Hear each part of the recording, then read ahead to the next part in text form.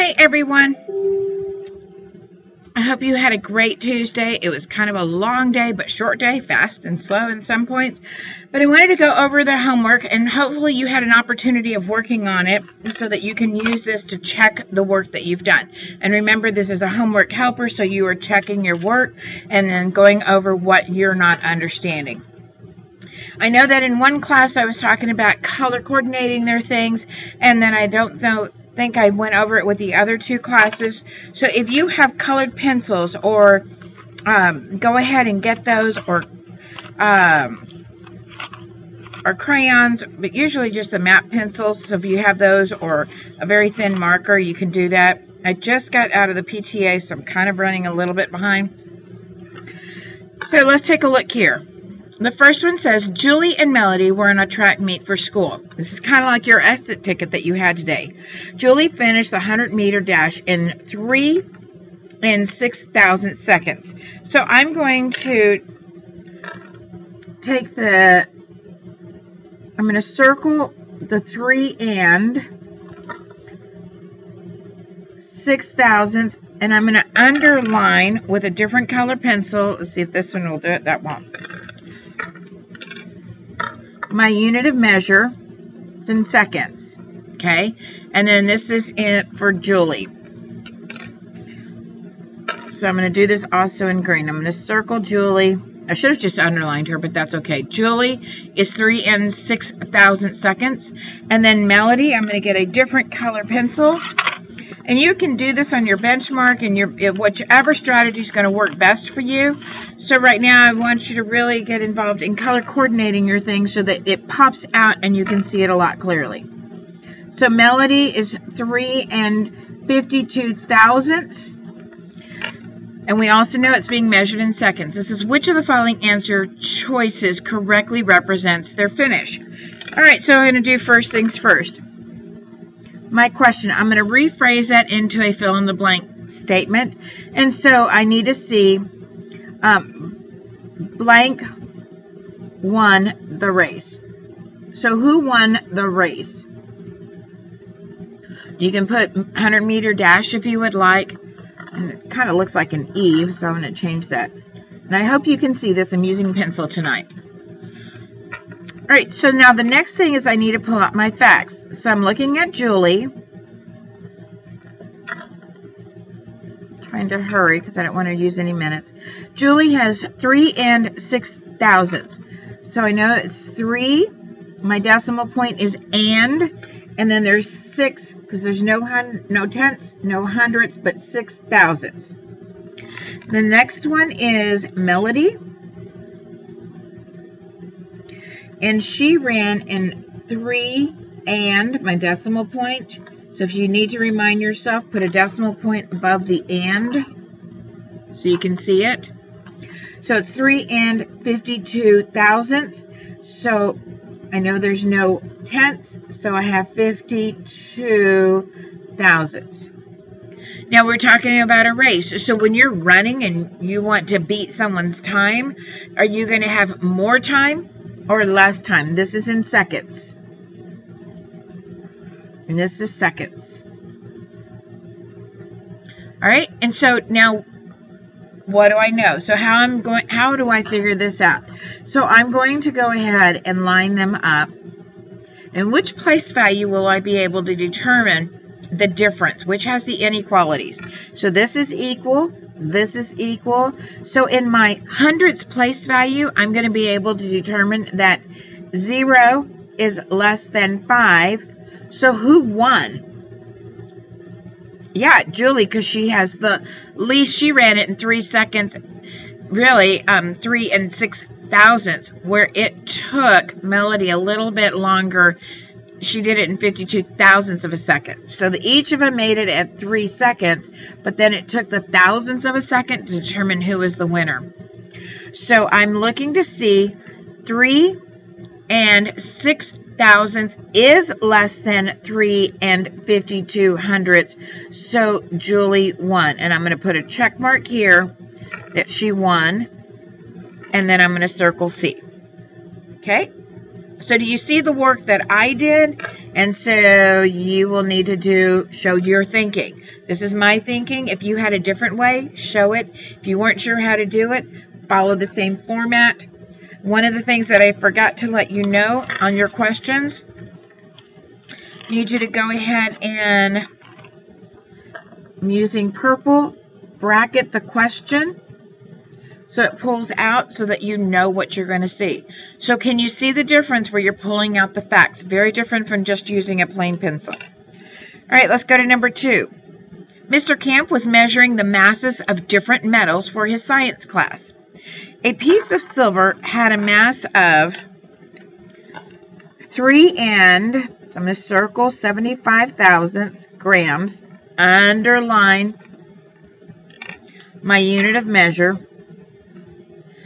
and this was the silver, so I'm going to underline the silver. Silver mass is 3 and 75,000 grams.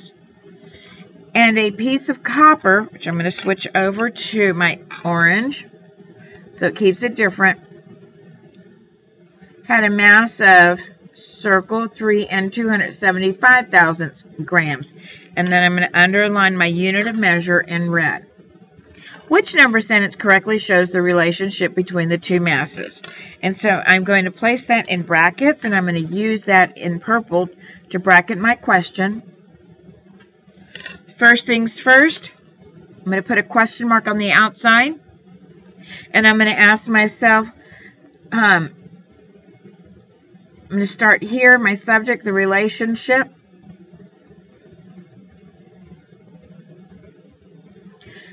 Between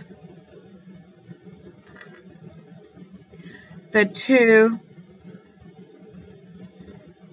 masses is blank is what?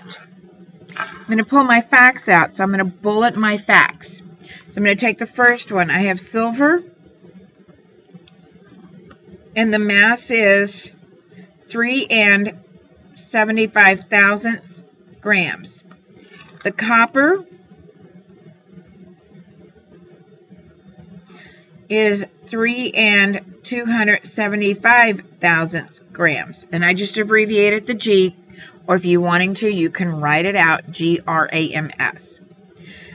So now I'm going to come over here and I'm going to look. So what's the relationship? Are they equal? Well, I'm going to draw my lines because I can actually pull it out and redo it, but I'm going to do it right here. My 3's are the same. Well, here's my first inequality. So I'm looking, and so I'm going to pull this out, and I know that 0 is less than 2, which means that silver is less than copper. So which one of these shows that? So I have 3 and 75,000 says it's greater. That's not it. We know that they're not equal. That's not right. That's not right. 3 and 275,000 grams is greater than. Yep, that could be it, because look at this. Isn't this greater than 3 and 75/100ths? So that just could be a true statement. 3 and 275,000 grams is less than. Look at this here. So don't get yourself confused. This is what this would have. So I'm going to pull this out. 3 and 75,000 is less than 3 and 275,000 grams, right? Do you see that anywhere here? No. So we also know that when we do it backwards, 3 and 275 is greater than the 3 and 75,000 grams. So the answer is C. And that's not a possibility because this is not greater than. And that's false. That's a false statement and a false statement. All right. Let's look at number 3. Jefferson Elementary School was holding Pennies for Patients campaign to raise money for cancer patients. That's what we did last year. We raised pennies for patients. Two third grade classes agreed or argued about who had raised the most money for the fundraiser. So they were arguing about it. So Mrs. Pavka's class had raised $116.30, and Mr. Gonzalez's class had raised $116.03. Who's right? Okay, so So I'm going to go back in. I'm going to take my green pencil, and I'm going to underline Mrs. Pafka's class, and I'm going to circle $116.30. I'm going to get my orange, and I'm going to underline Mr. Gonzalez's class, and I'm going to circle the $116.03. So can you already see who had it? So blank's class raised the most money. Because who raised the most money? Well, we'll find out. So now I'm going to pull out my data. Mrs. Pafka's class. I'm just going to put Mrs. Pafka instead of putting that. Had $116. Put my dollar sign and 30 cents. Mr. Gonzalez, I'm going to put Mr. G. Had $116, and I'm just lining them up here so that I can look at it. So can you already tell? I'm looking at my ones, that's equal. Looking here, equivalent. These are equivalent. So not until I get to my tenth that I find my inequalities, and I'll circle that, and I know that the 3 is greater than 0. So this was Mrs. Pafka's class is the winner. So Mrs. Pafka's class, because, now look at this, be real careful, is 30 cents.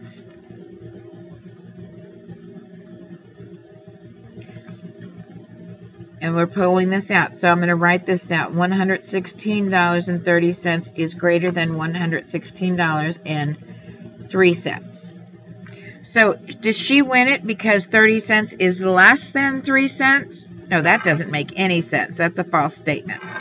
Mr. Gonzalez's class, well, he didn't win because 3 cents is not greater than 30 cents. So that's a false statement. Mrs. Pafka's class, because 30 cents is greater than 3 cents. That's a true statement. Mr. Gonzalez's class, because they're equal, 3 cents is equal to 30 cents. Nope, that's a false statement, so the answer is C. Okay, so do you see the amount of work that's already going into it that I want you to make sure that you do? Let's look at this next problem. We're still comparing, and we're getting a lot of the practice in because a lot of you were still struggling on comparing it. So really want to make sure, remember you have a test on Friday. Jonathan measured the length of his thumb in centimeters. The length of his thumb was between, okay, so I'm looking at between 4 5/10 and 4 6/10. I'm going to underline my unit of measure. Which of the following could be the length of his thumb? So now, I'm going to write the length of his thumb is blank. So I'm going to draw a number line, and remember we did that today. We have 4 5/10 and 4 6/10. Could I put, because our 4s are the same, so it has to be greater than my 5/10. So will this work? Nope, because I have to look in my tenths place. That doesn't work because that's a 0. This will work because I'm going to put 0 here and a 0 over here. Could this one work? 4 51/100. That's a good possibility. Will this work here? Nope, because it's going to be someplace on this side. So that doesn't work.